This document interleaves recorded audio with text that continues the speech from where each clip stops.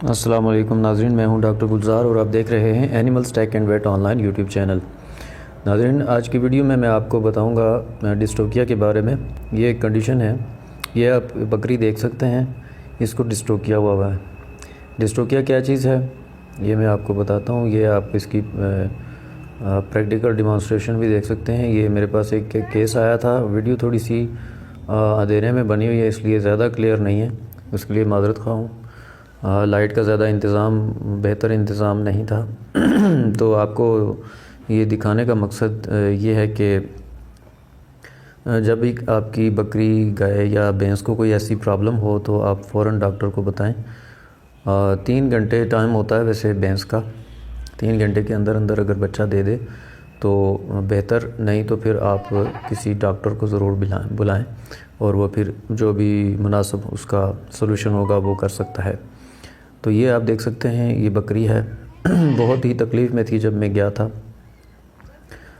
तो ये आप आगे आगे देखते जाइए कैसे मैंने इसको जो है ना, इसका डिस्टोकिया करेक्ट किया हुआ है। और इसमें जो प्रॉब्लम थी, मैंने जब पलपेट किया तो जो इसका फीटस था, जो इसका बच्चा था, वो उल्टा था। और टेक्निकली अगर मैं कहूँ तो डॉग सिटिंग पोजीशन होती है एक, उस पोजीशन में था और मुर्दा था।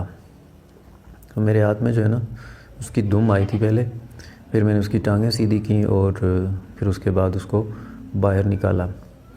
तो ये आप देख सकते हैं कि कितनी तकलीफ़ में है और बहुत ऊंची आवाज़ में ये आवाज़ें निकाल रही थी जब मैं ये प्रोसेस कर रहा था।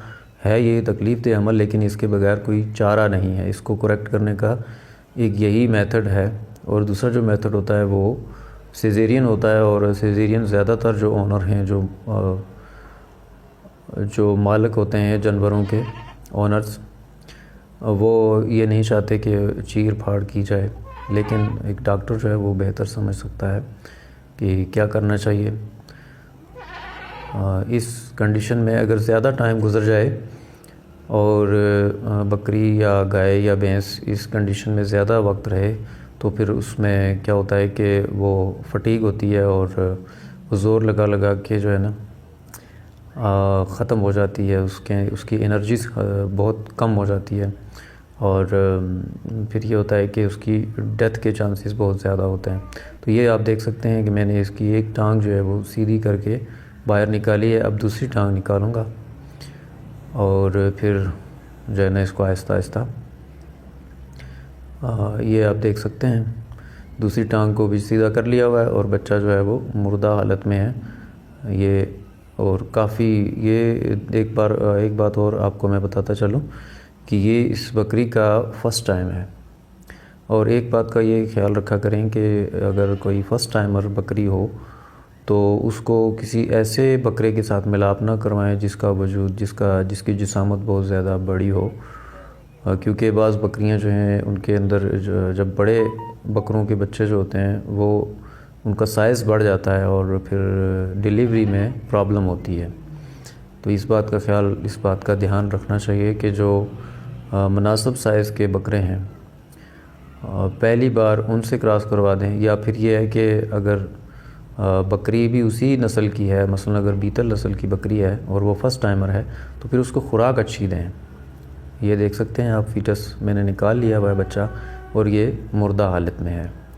और इसका ऐसा लग रहा है जैसे कुछ जिसामत इसकी मर जाने की वजह से ये फूल भी गया हुआ है। तो क्योंकि अगर पेट के अंदर बच्चा मर जाए तो फिर उसमें ये होता है कि कुछ चेंजेस आ जाती हैं, उसकी स्वेलिंग हो जाती है और उसकी जिसामत जो है वो मज़ीद बढ़ जाती है,